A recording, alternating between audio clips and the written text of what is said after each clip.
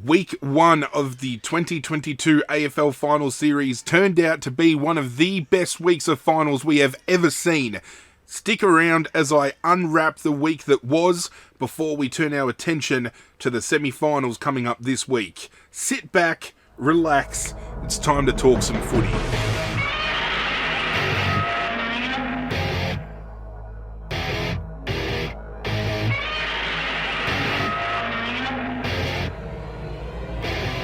What's going on, YouTube universe? This is Zirra. Thank you for joining me yet again for another AFL tips, predictions and discussion video. Today we are going to unpack the week 1 finals that went down, and it was huge. And then we're going to turn our attention to the 2 semi-final games that are going to be played later this week, which are shaping up to be some absolute bangers, I hope. The talk around town is how good of a standard the football was for the first week of finals, and ultimately, as far as I'm concerned, has been one of the best weeks of finals football that we have ever seen since we've had this big of a competition. We had teams arm wrestling from start to finish. We had one club claw back from a 40-point deficit to win the game, and we had the reigning premiers upset by a true premiership dark horse. I was just blown away with the level of football we saw. Kicking off with the Thursday night game, which was Brisbane taking on Richmond at the Gabba, which had 17 lead changes from the first quarter right through to the last quarter. The final score was Brisbane 16 goals 10 106, defeating Richmond 16 goals 8 104, meaning Richmond was the first team eliminated this year in the final series. And as a Tiger, it broke my fucking heart. It wasn't without controversy. Tom Lynch kicked a goal that was called a goal, went under score review. The score reviewer claimed that there was enough definitive proof to claim that it was a behind, which took that goal off of Richmond. There's been a lot of fallout of that since then. Damien Hardwick is still looking for answers. We've had people from the score review say that they reviewed other evidence that showed that it was a behind, but they haven't shown that evidence to the wider audience, which is us. So it's hard to really deliberate on this. A lot of people are saying, oh, it's a guaranteed point. If the goalpost was higher, it would have hit the post, blah, blah, blah. We honestly don't know what that angle would have been unless we had a top-down view, which Jason Dunstall, AFL great, came out during the week and said maybe it's time for the AFL to invest in laser pointers on the top of the goalposts to register if the ball goes over, kind of like how you'd scan an item when you go to a supermarket. The ball goes over the laser registers the ball's gone over, then you can definitively say the ball's gone over the post, it's a behind, let's move on. I've got my own personal opinions. I was very vocal after the game. I was very salty and a little bit butthurt, but I personally think there wasn't definitive proof. Any other game during the year, it would have been umpire's call. That's just my personal opinion. But to say that cost Richmond the game, I don't think that's correct. In hindsight, it changed momentum, yes. But with a minute to go, Richmond had 5 players in the goal square, could have rushed the ball through for a behind and then maintained possession for the next 50 seconds. Instead, they made a mess of it. Rewalt and Nankervis kind of collided and knocked the ball down to ground. Joe Danaher gets a boot onto the ball, gets them up by the 2 points, and that's game, set, match. What we are going to do is we're going to look at player profiles and see how players performed in each of the games, and I'm going to break down who I think the best 3 players were from each team, and then ultimately deciding who was best on ground, just to dive deeper into the efforts and really try to start finding a way to present more in-depth content for you guys at home moving forward.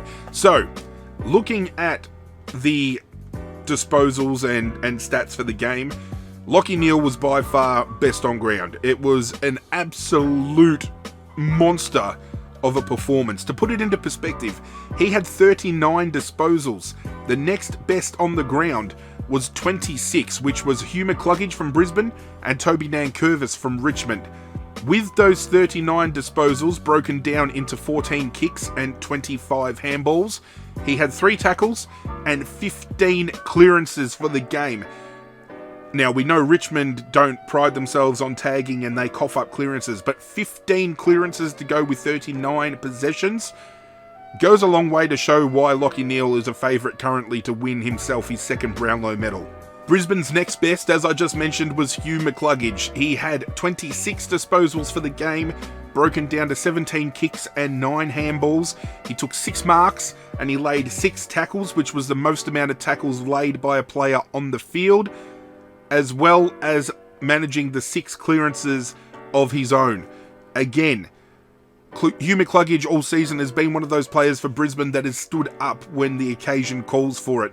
I thought he was stiff this year to not be selected in the All-Australian team. I thought he should have had one of the wings on lock, just my personal opinion. But it just goes to show that even if attention was put into a player like Lachie Neale, that opens up the door for Hugh McCluggage to really put his stamp on the game. And then for me, it's really hard to work out who I thought was the third best in line for Brisbane, considering they had Oscar McInerney go down in the opening minutes of the game with that concussion, and I still feel he broke his nose. I haven't checked the medical updates about the players, that were hurt this week outside of Christian Petrarca, but McStay and Joe Danaher had to stand up and do a bulk of Brisbane's ruck work because their number one ruckman was now down, and Darcy Fort, who had found himself as a medical sub a couple of times this year, wasn't selected, so they didn't have that backup ready. But Daniel McStay, he ended up having 23 disposals with 10 kicks, 13 handballs. He managed 5 marks, he had 6 tackles, he had the 10 hit-outs, and he managed 2 clearances. Then you've also got Zach Bailey, the live wire, who could have very well won the game off of his own boot. Has the 24 disposals, 14 kicks, 10 handballs, 3 marks, 3 tackles, 2 clearances, and I think he managed a couple of goals in the end as well. He had the 1 goal, so and he had the one behind, plus the one that was touched late in the game. So I think going off of those stats, I think I'm going to give it to Daniel McStay. I think Daniel McStay had influence around the ground, whereas Zach Bailey popped up in moments. I really need to tip my hat as well, as much as I don't want to Joe Danaher. Didn't really impact the rucking as such, but he managed to get his hands on the ball and found influence with his disposal when he was on, in the ruck role, being able to feed his midfielders around him with just either a tap off or a handball or a quick kick. So for me, Lachie Neale was clear best on ground. Hugh McCluggage was second best for Brisbane. Daniel McStay I'm going to put down as the third best for the Lions. Best on ground for Richmond was Toby Nankervis, as I just said. With Oscar McInerney going down, it opened the door for Nankervis to have a really big game. I'm surprised Richmond didn't get a bigger jump because of his influence, feeding Richmond's midfielders as well as he was. 26 disposals for the big man. Rounded out with 14 kicks and 12 handballs. He took 2 marks, he laid 3 tackles, 41 hit-outs for the game, as well as 9 clearances off of his own boot. The most amount of clearances by any Tiger on the night. Now, stats would indicate that Marlion Pickett was next best for Richmond, but I felt Marlion Pickett got caught out in a lot of instances and turned the ball over too much for my liking. He had that instance out on the far wing where he got tackled, the ball spilled out. Instead of holding the ball in, he let it go. Brisbane managed to propel the ball forward. It was lucky that Nick Vlosten was there to shut it down, but we also had another instance later in the game. Pickett gets the ball in the back pocket, pretty much handballs it straight to Brisbane, and Brisbane get a goal. So for me, I really didn't like his turnover game, and he wasn't as impactful as we've seen Pickett for Richmond throughout the year. Jack Ross was a surprise packet for myself. 23 disposals, 11 kicks, 12 handballs. He took the 8 marks, only laid the 1 tackle, only had the 2 clearances, but this is a player that has found himself on the outside of Richmond's lineup for a very long time. He plays a good game, he gets dumped the following week. I'm glad Richmond stuck with him this week and gave him a chance, because he showed that he's got the capability of taking over, a player's role like a Cotchin or an Edwards, who Edwards is retired and Cotchin's going to go on for another year, but he's good to slot into that role. Nick Vlosten, for me, was probably Richmond's second best on the night. He had the 21 touches, 17 kicks, 4 handballs. He took the 8 marks for the game. He only laid the 1 tackle, but his 1% pressure acts were huge. As I said, just being able to influence the defense by getting in a spoil or moving the ball on to another player. He's really the epitome of what our backline truly stands up for, and I really love what he brings. And then after that, I'd say probably our third best was Tom Lynch. He had a slow start, but he had the 14 disposals for the night. He had the 11 kicks. He had the 3 handballs. He took 9 marks. Anything that came his way, he plucked. It was the most marks taken by any player on the field that night. He kicked the 3 goals too. Obviously the controversial goal that could have been, probably should have been, but wasn't. He rounds out my top 3 players for Richmond on the night. As a Tigers fan, it's upsetting to see Richmond be the first team bounced out, but we've already had some good news come out of that. We know Trent.cornell signs on for another year. Tim Taranto has all but signed on the dotted line to join Richmond, and the latest news is Jacob Hopper, who has been linked to Geelong for God knows how long, has apparently come out and whispered a little bit that he wants to come to Richmond as well and join his buddy Taranto. So Richmond could get very busy on this trade period and bulk up a list that is starting to see players retire. And speaking of the trade period, Dustin Martin, he was the player that everybody was talking about coming into this game. They brought him in. He was only 80% fit. He had the 15 disposals for the game. He had 10 kicks. He had the 5 handballs. Personally, to me, it looked like he's checked out a little bit. I know Damien Hardwick keeps saying he's got 2 years to run on his contract, blah, blah, blah. Quite personally, and this is probably a hot take, I probably wouldn't care if Dustin Martin got traded at the end of this season and went elsewhere. I think his best is behind him. And when we've got players like Tim Taranto, who's 24, Jacob Hopper, who's 25, if we can get some of those players that we can bring in for the next, 5 to 8 years and set ourselves up again for another premiership launch with a younger team, I'm all for it.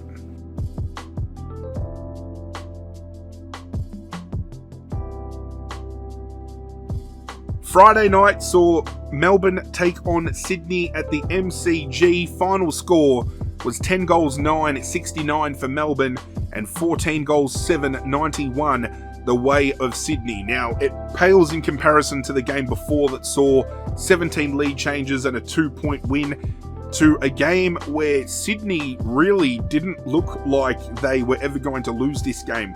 They brought pressure that we have not seen applied to this Melbourne outfit for a very long time. And quite personally, just for myself, Sydney were the most impressive team to come out of this first week of finals, and I think they have put the rest of the teams in this competition on notice to say, hey, you're talking about Geelong, you're talking about Melbourne, eyes should be on us, we're ready to go, we've got a premiership window open and we're ready to snatch that gold. Best on ground for me personally for Melbourne was Stephen May. He only had the 23 disposals with the 21 kicks, the 2 handballs, he took 7 intercept marks, he laid 2 tackles, but it was the way he was able to quell Lance Franklin's influence on the game.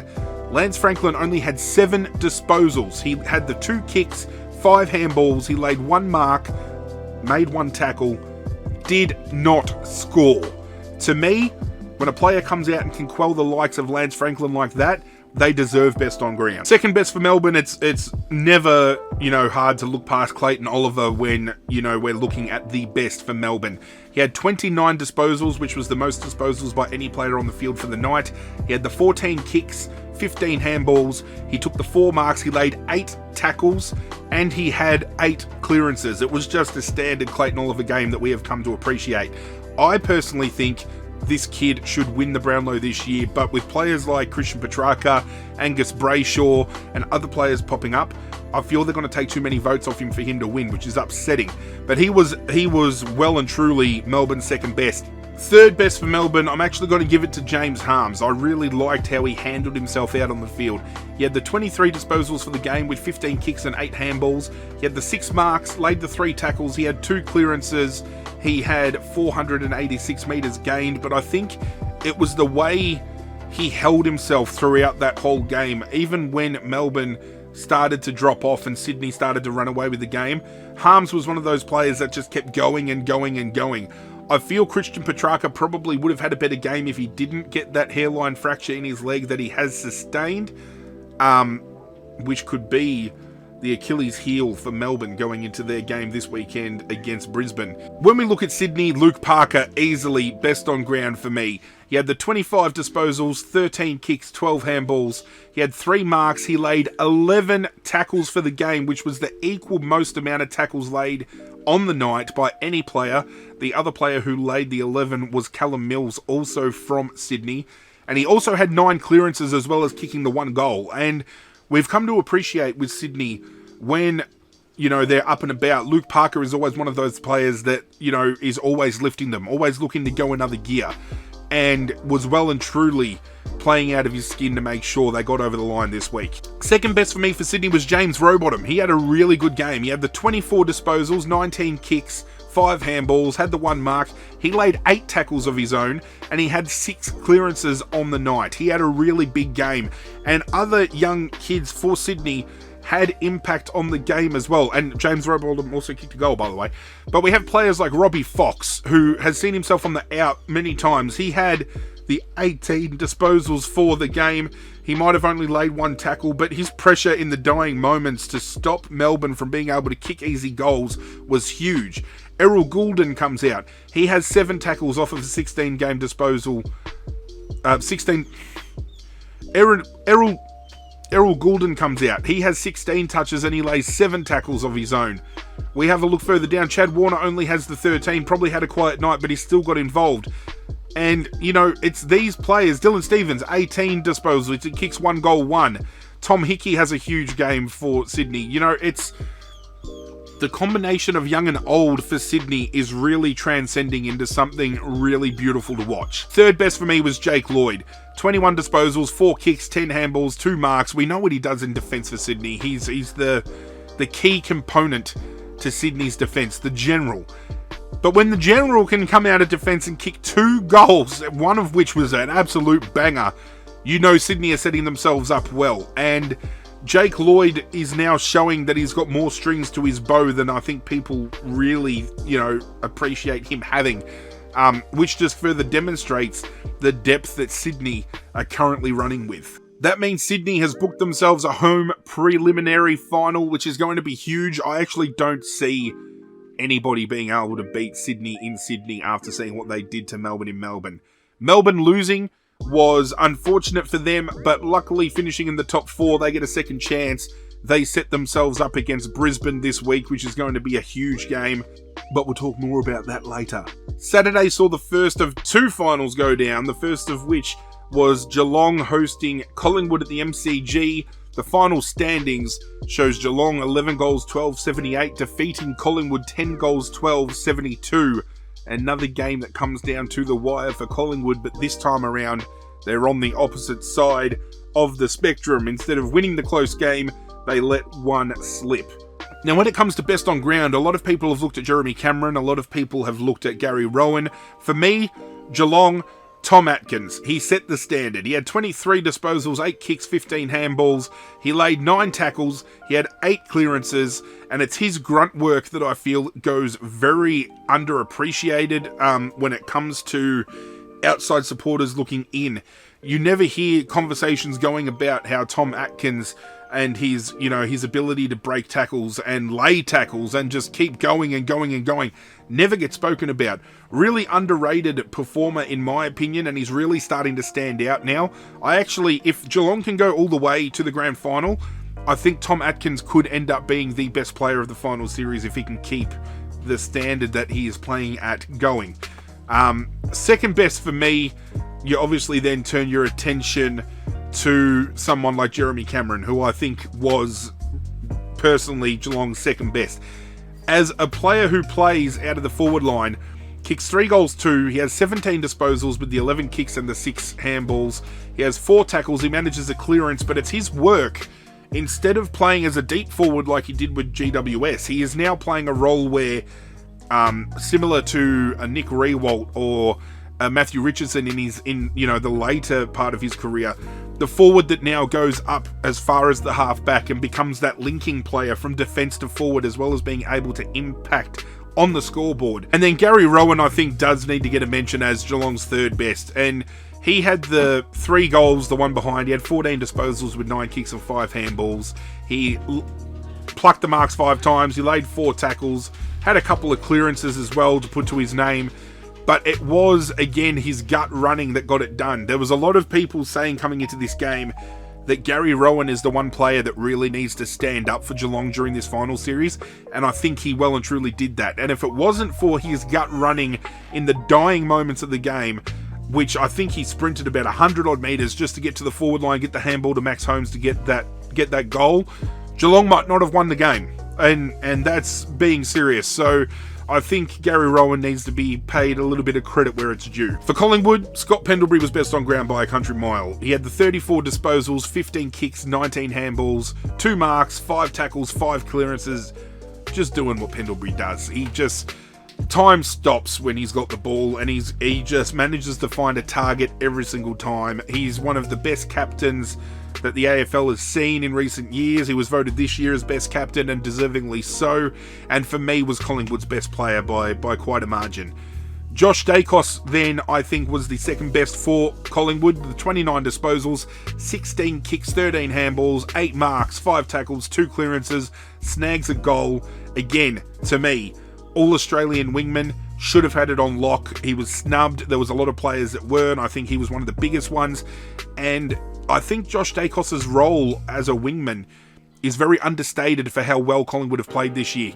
Dacos, to me, is the one that turns the tide with his ball use, and I think he could go as far as getting the Norm Smith medal if Collingwood can go all the way to the grand final. And then Jordan De Goey, the bad boy of Collingwood, he's my third best. He kicked the 2 goals, 26 disposals, 15 kicks, 11 handballs, 4 marks, 9 tackles if you don't mind, and he also had the 8 clearances. You could probably even go to say he might have been best on ground for Collingwood, but I just think Scott Pendlebury's ball use and the way he brought other players into the game was more influential.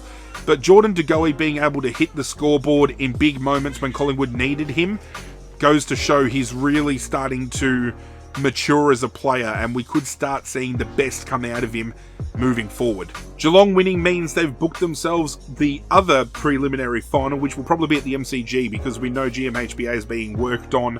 I don't know whether that's going to cause Geelong to be in a bit of a ruckus, because, you know, they deserve to play a home final. We hear it every year. When you look at how both of these teams played, you know, Craig McRae came out during the week saying that he didn't like the fact that after Collingwood lost, a lot of players flopped to the ground and they looked defeated. They looked like losers.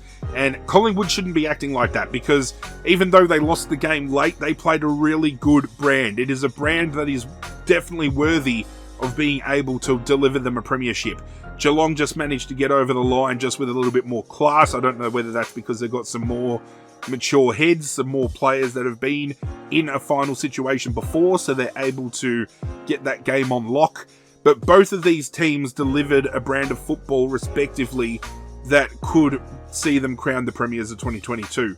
Quite personally, my personal opinion, even though they lost, I actually thought Collingwood played the better brand of football on the day. So feel free to fucking argue that with me in the comments down below, because I'm sure some of you will. But seeing as how Collingwood lost, they will be taking on Fremantle this coming week. We're going to be talking about that game later on, because after being 41 points down to the Bulldogs, the final score sees Fremantle 11 goals 7-73 defeating the Bulldogs 8 goals 12-60 over at Optus Stadium. The start of this game couldn't have been any more lopsided if they had tried in many aspects. At quarter time, the Bulldogs were up by 34 points, and it got as bad as a 41-point lead the way of the Dogs. But then something within Fremantle clicked, and a lot of people are saying the moment that turned the tide was a scuffle that went on over the boundary line, where Cody Waitman and Marcus Bontempelli got sucked into it, and Fremantle players ignored that scuffle and stuck to the ball, and that let players run free and score. But I digress. Fremantle's pressure turned up from piss poor to elite within minutes, and the fact that they managed to pile on those 4 or 5 late goals in the second quarter really set them up for that huge comeback in the second half. And I'm going to go out, on another tangent here. The umpires could not have tried to get Bulldogs over the line as much as they did in this game. Marcus Bontempelli must be one of the only players in the competition that could get tackled holding the ball and he'll never get it paid against him. I think there was 4 or 5 instances where he easily either disposed of it incorrectly or got caught holding it for too long, and it's called play on. Happens to Fremantle, free kick straight away. And the crowd was living off of that because you could tell they were starting to get really pissed off. But the fact that Fremantle could stand up above those odds and get the win was absolutely monumental. And I said it coming into this game. They're playing for more than themselves. They're playing for a club legend in David Mundy to get him the Premiership Cup in his final game of AFL football. It would be the perfect fairy tale ending. And I think Fremantle have set themselves up really well coming into this semi-final. Best on ground for me, country mile, Caleb Serong. And I haven't watched many Fremantle games this year, but I can now understand all the hype about this kid. And it further, cements into myself the fact of why Fremantle was so, happy to see Adam Cerra go and not put up much of a fight to see him traded to Carlton. Because Caleb Serong, this kid, if he doesn't win a Brownlow medal in his career, there is something wrong. 33 disposals, 16 kicks, 17 handballs, 3 marks, 6 tackles, 10 clearances, manages to kick a really good goal as well. But just the way he was able to find the ball, and a lot of his grunt work with his contested ball is really good. But when he's able to break away from a pack and get some run and dash going, he just looks silky smooth when he moves that ball on. Angus Brayshaw, second in line, and he's been one of Fremantle's best all year. 32 disposals, the 19 kicks, 13 handballs, 10 marks for the game, 2 tackles. Surprisingly, did not get a clearance for the game, but also managed to hit the scoreboard when Fremantle really needed it. And, it's players like Serong and Brayshaw. When we look at Fremantle and their history, it's always been Nat Fyfe or a Mundy or a Walters that they've needed to really rely on. Now you've got these young kids coming through in this next crop are really overshadowing, I feel, what Fyfe and that were able to bring. And I really think the next generation of Fremantle will probably be their best iteration that we have seen. Third best for me, Hayden Young. And he's a future All-Australian, this kid. He had the 28 disposals, 19 kicks, 9 handballs, 11 marks, most of which were intercept marks. He had the 4 tackles, 2 clearances.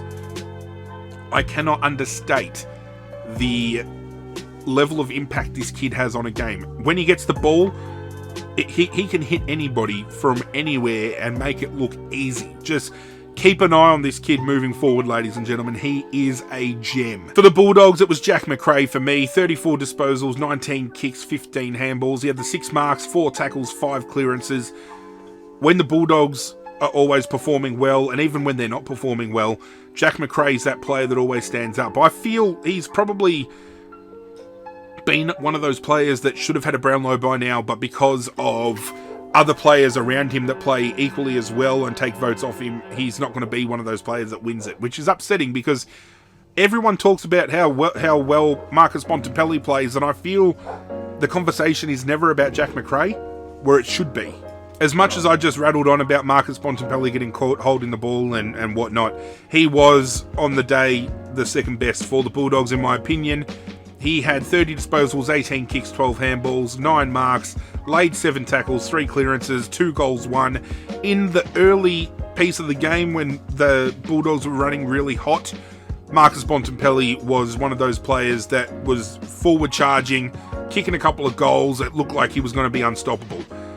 And then after halftime, it looked like he was a completely different player. And there hasn't been any conversation, or not enough conversation, in my opinion, about him and his efforts dropping off and not standing up when the Bulldogs really needed him to stand up. And third best for me was Josh Dunkley. He had 23 disposals, 16 kicks, 7 handballs, 2 marks, 14 tackles, which was the most by any player on the field on the day, 7 clearances, and kicked the 1 major. And we know there is much deliberation going on about whether he'll be at Port Adelaide next year, whether Essendon may be keen to throw their hat in the ring for him again. But regardless of the fact, he was third best on ground for the Bulldogs, and he probably could have been best on ground, but I think, again, just Macrae's ability to bring other players into the game really wins me over personally as a viewer, as an onlooker. This does mean that the Bulldogs were the second team eliminated, so Richmond and Bulldogs, their seasons are officially done. Bulldogs obviously coming in round 23, replacing Carlton after Carlton's loss to Collingwood. In retrospect of how the game went down, I don't know whether Carlton would have got as big of a jump on Fremantle as the Bulldogs did, but in the second half, the way Fremantle played, I don't think Carlton would have beaten them. That's just my personal opinion. They played a really good brand that is going to set them up really well for this coming weekend. So now that we've finally wrapped all that up, and the bulk of this episode was always going to be reflecting on those games because there's only 2 games moving into this week, the first of which is going to be Friday night, Melbourne taking on Brisbane. The winner will go on to play Geelong next week in a preliminary final. The loser sees their season come to an abrupt end. We know that with Oscar McInerney being subbed out, he is going to probably miss this game due to the medical procedure that goes on with a medical substitution, unless Brisbane can go and get a doctor to say that it's okay for him to play. And we've seen things like that happen before throughout the year with players getting the all good to play the following week due to the nature of the injury.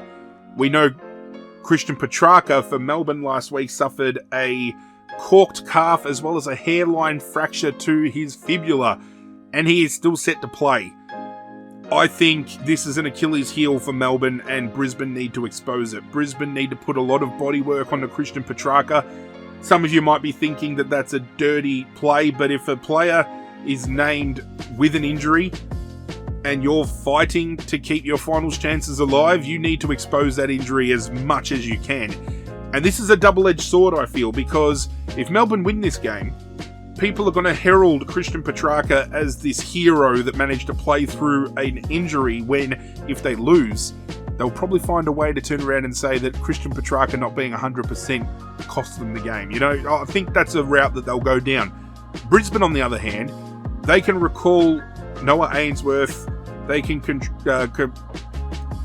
looking at Brisbane, they can recall Noah Ainsworth and Cam Rayner, who both missed last week's game against Richmond due to suspension, and I think Cam Rayner adds another level of depth to Brisbane.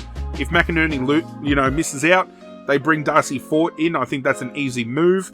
I don't think Darcy Fort is near as good as Oscar McInerney as a ruckman, but given the opportunity, anybody can shine. We saw Tom Hickey take it to Max Gawn and to Luke Jackson just this week gone. So Darcy Fort could have the spotlight on him this week, and he could stand up tall and deliver. When we reflect on the 2 games that these teams have played coming out of the first week of the finals, you can make a case for both of these teams going on to play Geelong in a prelim.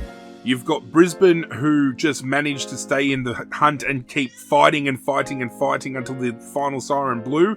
And then you've got Melbourne, who, even though they lost to Sydney, still managed to find a lot of ball control and pride themselves on the defensive work of their back 6, which really sets them up in this game. And I feel that's where Melbourne have the edge here. You know, people say that a player like a Max Gawn or a Clayton Oliver are crucial to Melbourne winning. Quite personally to me, it's Stephen May in the role he plays, and you saw that he shut Lance Franklin down completely and took his influence out. Sydney still won without Lance Franklin, and that is huge, but just being able to have a player to nullify somebody's, influence in a game is critical. And if Stephen May can come out and, neutralise Joe Danaher or Eric Hipwood, I don't know which of the 2 he'd probably take. I'd argue he would take Joe Danaher and maybe Jake Lever takes Hipwood, and then they can swap and change. But Melbourne's defensive 6 are going to have to work in overtime this week because but I feel Melbourne's back 6 really need to click this week against Brisbane's forward 6, because not only do you have players like Hipwood finding some form and being, Brisbane's best forward last week, I thought, but with Zach Bailey back in, and with the likes of Charlie Cameron sweeping through, now you're going to have Cam Rayner coming back into the team and sweeping through as well. It's the smaller forwards that are going to be more dangerous. So Melbourne need to really be fleet-footed. Whereas Melbourne's forward line, I feel, could really expose Brisbane's back six more than Richmond did. And, you know, Brisbane still leaked 16 goals to Richmond. I don't think Melbourne's going to be a team that leaks that amount of goals to Brisbane here. I just think their defense holds up way too well. But Melbourne's forward six here, you've got Bailey Fritsch, you know, you've got Keziah Pickett, you've got Ben Brown. We don't know whether a player like a Wiedemann comes back in. You know, you've got players moving forward like a Petrarca that can go forward, James Harmes moving forward, Alex Neil-Bullen can hit the scoreboard.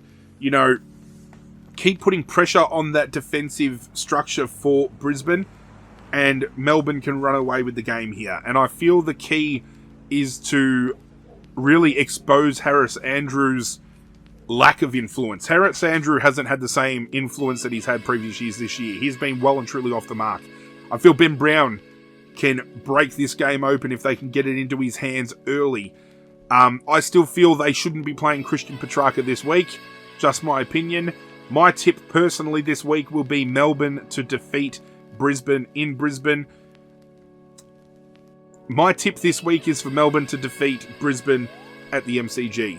Brisbane need to do what they've struggled to do for years, and that's win a game at the G to move on. Unfortunately, history this year has dictated Melbourne has smacked Brisbane both times, and I feel even with an unfit Christian Petrarca, they will get it done quite comfortably. Saturday sees MCG action go down again with Collingwood taking on Fremantle.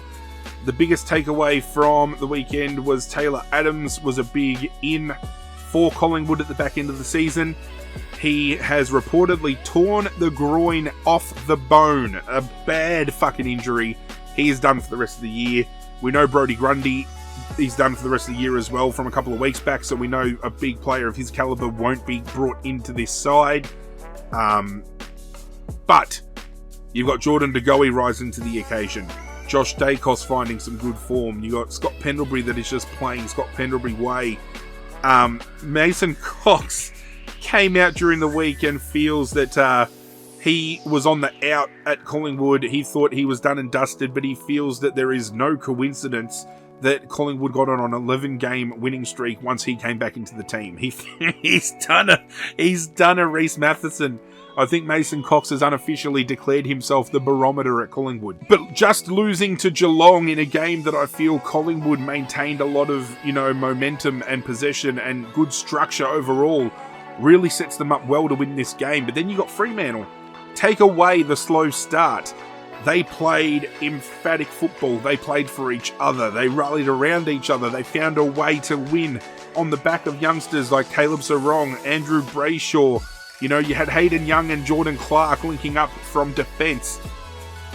The worry I have for Fremantle is travelling down to the MCG and potentially having a slow start again. If they don't get the jump on Collingwood, Collingwood will smack them. Collingwood is not a team that would get 40-odd points clear and then get complacent. They would put the foot down and keep going. That's the danger that I have for Fremantle this week. It's really tough. I don't see many changes coming into this game at all. Obviously, with Taylor Adams out, they would more than likely have to rely on bringing in a youngster, maybe like a Trent Bianco or somebody like that to play, who still brings something to the Collingwood lineup, don't get me wrong. This is a battle of the midfield, 100%. This is Sean Darcy versus Darcy Cameron. This is the likes of Dacos, you know, Sidebottom, De Goey, Pendlebury taking on Brayshaw, Sarong, Brodie. You know, those players coming through the mix as well. It's going to be a very good battle. I think Collingwood's backline monsters Fremantle's forward line. I think there is too much talent in Collingwood's forward line to cough up too many goals. But we saw the likes of Jay Amiss stand up tall in only his second game of football, kick 2 or 3 goals. He looked very comfortable. Frederick was causing all havoc up forward. Rory Lobb started to find some form after kicking a shocker for his first shot on goal.